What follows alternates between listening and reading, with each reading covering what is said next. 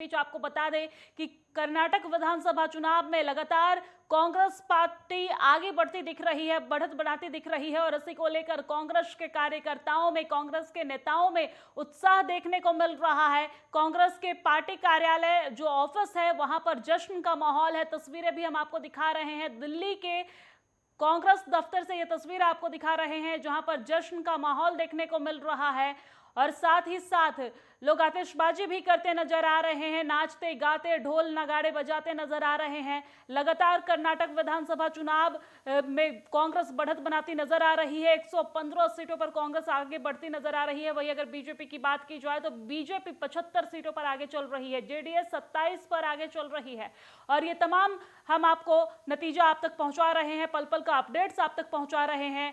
साथ ही साथ यूपी के नगर निकाय चुनाव को लेकर भी हम आप तक लगातार अपडेट्स दे रहे हैं। यूपी के नगर निकाय चुनाव में बीजेपी बढ़त बनाती नजर आ रही है। नगर पालिका चुनाव की बात कर ली जाए तो नगर पालिका में बीजेपी आगे बढ़ती दिख रही है। 95 पर बीजेपी, सपा की बात की जाए तो सपा 42 पर, बसपा 17 पर और अन्य की बात की जाए तो 37 पे नजर आ रही है। साथ ही साथ नगर पंचायत में भी बीजेपी ही परचम लहरा रही है और साथ ही साथ नगर निगम में भी बीजेपी आगे बढ़ती दिख रही है। यानी कि कुल मिलाकर अगर बात की जाए तो यूपी के नगर निकाय चुनाव में भगवा रंग देखा जा रहा है। पूरे यूपी में पूरा यूपी भगवामय हो चुका है इस वक्त, लेकिन अभी तमाम और भी रुझान आने बाकी है।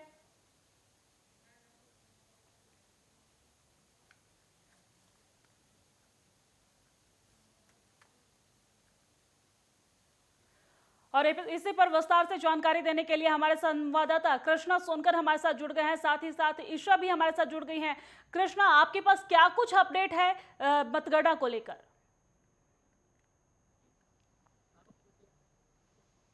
तैयारी है वो कांग्रेस अब कर रही है। आप जिस तरह से देख रहे हैं कि कांग्रेस मुख्यालय में जश्न का माहौल है, रुझानों में भी देखा गया कि किस तरह से जो कांग्रेस है वो बहुमत के आंकड़े को पार करती हुई दिखाई दे रही है। दिव्या, मैं आपको बता दूं कि पिछले 38 साल से जो है सत्ता में जो अलग अलग पार्टियां आई थी, एक बार बीजेपी थी, एक बार जेडीएस कांग्रेस थी, तो इसी को देखते हुए जो पहली बार है वो बीजेपी इतिहास रचने की कोशिश कर रही थी कि 38 साल बाद ऐसा हो कि वो दूसरी बार लगातार विधानसभा चुनाव को जीते। लेकिन बहरहाल ऐसा नहीं हुआ है। कांग्रेस अपने रुझानों में साफ बढ़त दिखाई दे रही है, कांग्रेस अपनी सरकार को बनाती हुई दिखाई दे रही है। आपको बता दूं कि मैं कांग्रेस बीजेपी मुख्यालय पर मौजूद हूं, जहां पर आप देख सकते हैं किस तरह से सन्नाटा पसरा हुआ है।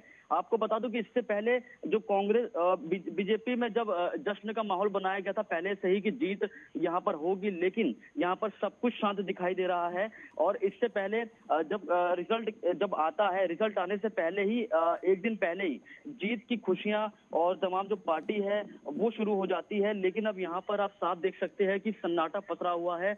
जो तमाम जो कार्यकर्ता है वो आ रहे हैं, लेकिन इस जो कांग्रेस की जीत के साथ वो वापस लौट रहे हैं, अपने अपने घर लौटे। हमने पहले देखा कि तमाम नेता भी आए, लेकिन उनके हाथ जो मायूसी लगी। आपको बता दूं कि कांग्रेस जो है वो एक बहुत बड़ा फैक्टर है कि कांग्रेस अपनी सरकार बना रही है।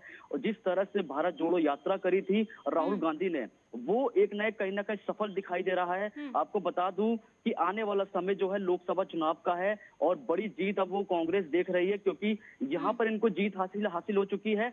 आगे भी ये पूरा प्रयत्न करेंगे। जिस तरह भारत जोड़ो यात्रा करी है, कहीं ना कहीं राहुल गांधी है वो उसको स्टॉप नहीं करेंगे और उसको आगे ले जाएंगे। जनता तक अपनी जीत को और आगे फैलाने की कोशिश करेंगे। तमाम जो उनके मैनिफेस्टो है उसमें और जो वादे हैं उसको और वादे को सफल बनाने की जो है वो कोशिश करेंगे। जिस तरह से कर्नाटक में इनकी सरकार बनती हुई दिखाई दे रही है, वैसे ही अब इनका जो मेन लक्ष्य है वो है कर्नाटका, वो है 2024। जी दिव्या। कृष्णा, आप अभी दिल्ली बीजेपी दफ्तर के बाहर हैं। आप साफ तौर से तस्वीरें में दिखाई दे रहा है कि किस तरीके से बीजेपी दफ्तर के बाहर सन्नाटा पसरी हुई है। लेकिन अगर वही कांग्रेस दफ्तर के बाहर की बात कर ली जाए तो उसकी भी तस्वीरें हम अभी लगातार जनता को दिखा रहे थे। कांग्रेस दफ्तर के बाहर लगातार जश्न का माहौल है, लोग आतिशबाजी कर रहे हैं, होली दिवाली मना रहे हैं और साथ ही साथ अपनी जीत को लेकर आश्वस्त दिख रहे हैं। और इसी बीच बीजेपी ने एक, हालांकि कांग्रेस की तरफ से ये मैनिफेस्टो में कहा गया था, पीएफआई और बजरंग दल की तुलना की गई थी, लेकिन इस बात को पकड़ते हुए बीजेपी ने बजरंगबली की जय के नारे लगाते हुए पूरा प्रचार प्रसार किया। और इस बात को पकड़कर अभी कांग्रेस जो है वो लगातार बजरंगबली के नारे लगाते हुए और जश्न मनाते हुए नजर आ रहे हैं।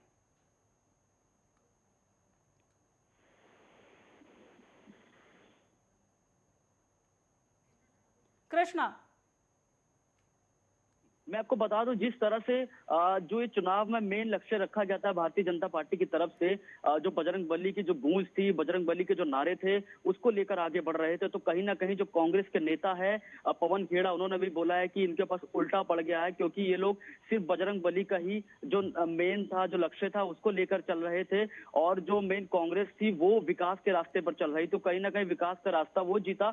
आपको बता दूं कि जिस तरह से इनमें सियासी ड्रामा भी देखने को मिला था कि जो बयानबाजी थी, मल्लिका अर्जुन जो खड़गे है वो प्रधानमंत्री के ऊपर जो आपत्तिजनक जो बयान दे रहे थे वो था, और तमाम जो कांग्रेस के नेता थे वो भी लगातार बयानबाजी में शामिल थे, बीजेपी के नेता भी बयानबाजी में शामिल थे। लेकिन बहरहाल अब जो साफ दिख रहा है कि जो कर्नाटक के लोगों को जो चाहिए था वो शायद कहीं ना कहीं एक विकास था, वहां के लोगों को कुछ अलग चाहिए था, जो उन्होंने विश्वास किया कांग्रेस पर। तो कांग्रेस अभी सरकार बनाती हुई दिखाई दे रही है। इसको बता दूं आपको मैं कि जिस तरह से बजरंग बली वाला जो नारा था उसको लेकर पवन खेड़ा ने कहा था कि उल्टा जो गधा है इनके सर पर आके गिर गया। तो ये जो मेन लक्ष्य है, कांग्रेस ने आरोप लगाया कि ये सिर्फ हिंदू मुसलमान के जो लक्ष्य है उनको लेकर चलती है कि हिंदुओं की जीत होगी, लेकिन यहाँ जी जी ठीक है कृष्णा, आपके पास लौटेंगे। आप तमाम रिपोर्टर्स हमारे साथ जुड़े रहिए, लेकिन इसी बीच वक्त एक बहुत छोटे से ब्रेक का हो चला है, जल्द लौटते हैं।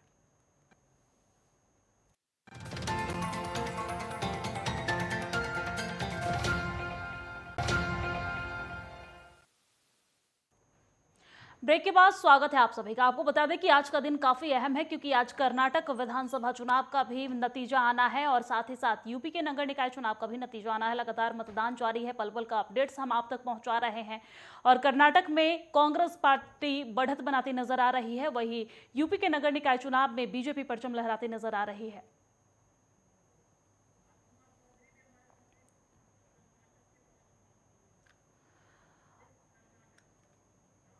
और इस पर ज्यादा जानकारी के साथ हमारे साथ राजकुमार चौधरी जुड़ गए हैं। राजकुमार, कर्नाटक में विधानसभा चुनाव को लेकर मतगणना जारी है और इस पर कांग्रेस बढ़त बनाती नजर आ रही है, क्या कुछ अपडेट आपके पास?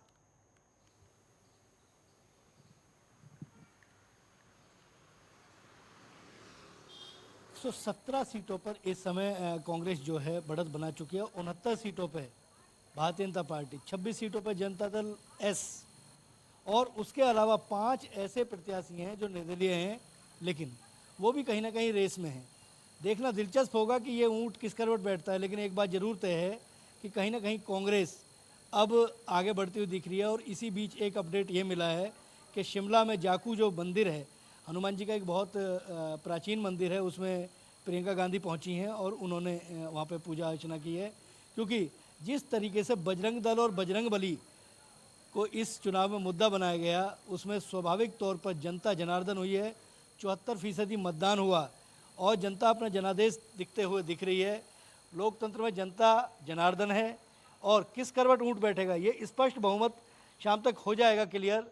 लेकिन अभी तक के जो रुझान है उसमें एक बात जरूर तय है कि बहुमत से कहीं आगे निकलती हुई कांग्रेस दिखाई दे रही है। जी राजकुमार, अगर देखा जाए तो बजरंगबली की जय के साथ जो जनसभा की शुरुआत है वो बीजेपी कर रही थी, लेकिन बजरंगबली का आशीर्वाद कांग्रेस पार्टी को मिलते दिख रही है।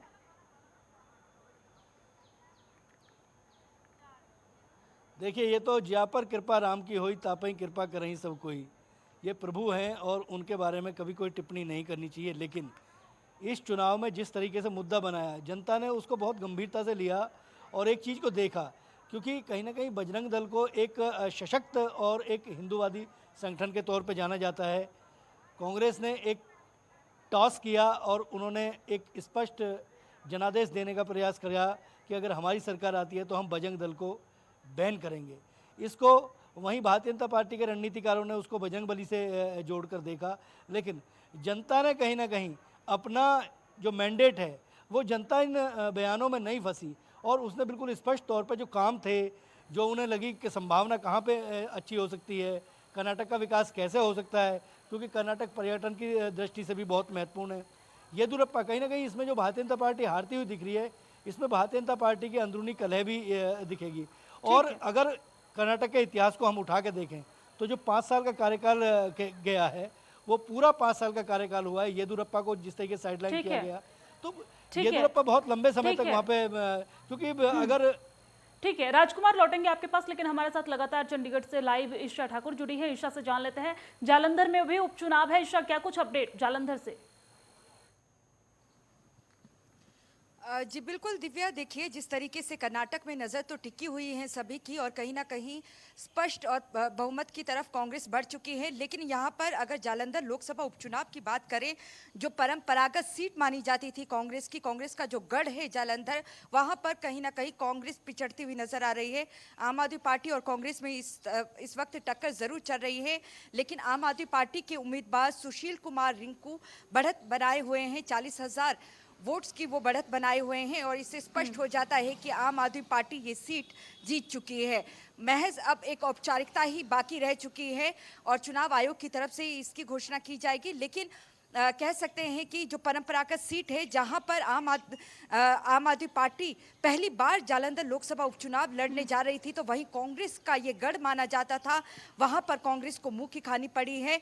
और मौजूदा जिस तरीके से हमने देखा था भारत जोड़ो यात्रा के दौरान जालंधर से जो कांग्रेस सांसद थे संतोष चौधरी, हृदय गति रुकने से उनका देहांत हो जाता है, उसके बाद ये उपचुनाव होते हैं, उनकी पत्नी पर दाव खेलती है कांग्रेस, लेकिन कहीं ना कहीं कांग्रेस पिछड़ती हुई यहाँ पर नजर आ रही है। जो गढ़ है वो हाथ से निकल गया है। आम आदमी पार्टी के लिए कड़ी चुनौती थी, जिस तरीके की कानून व्यवस्था पंजाब में चरमरा चुकी है उसे भुनाने की कोशिश की गई विपक्ष की तरफ से, लेकिन कहीं ना कहीं बहुमत जनता का और जनता का साथ आम आदमी पार्टी के साथ नजर आ रहा है और आम आदमी पार्टी कहीं ना कहीं जीत की ओर बढ़ती हुई नजर आ रही है। अब औपचारिकता ही यहाँ पर रह चुके हैं, जश्न का माहौल बन चुका है, लेकिन यहाँ पर आम आदमी पार्टी को इसका हुआ क्योंकि जो सुशील कुमार रिंकू हैं वो कांग्रेस के ही पूर्व एमएलए रह चुके हैं और जब अंतिम समय में आम आदमी पार्टी ने एक दाव खेला और सुशील कुमार रिंकू को अपनी पार्टी में शामिल करते हैं, उन्हें टिकट पे चुनाव मैदान में उतारते हैं। यही वजह है कि जो कांग्रेस की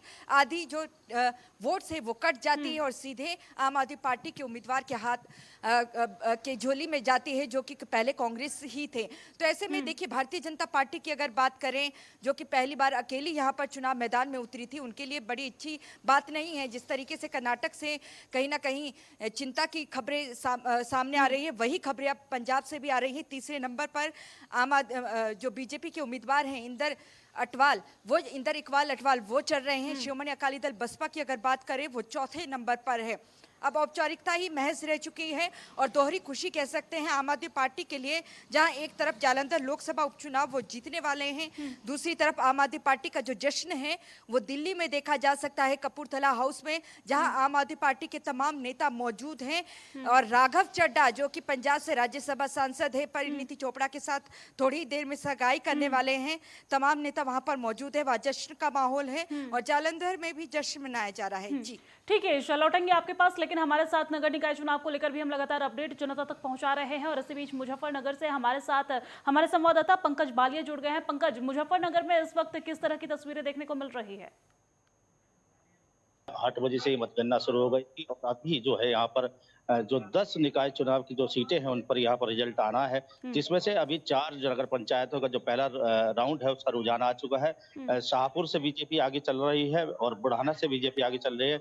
अगर बात करें जानसठ से आरएलडी आगे चल रही है और सिसोली से जो है निर्दलीय प्रत्याशी आगे चल रहा है।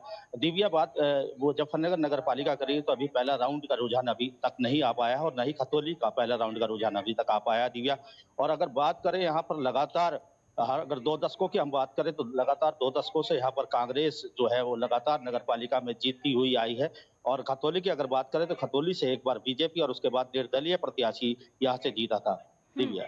मतगणना केंद्र पर इस वक्त किस तरह की तस्वीरें देखने को मिल रही है? सुरक्षा को लेकर किस तरह की व्यवस्था की गई है?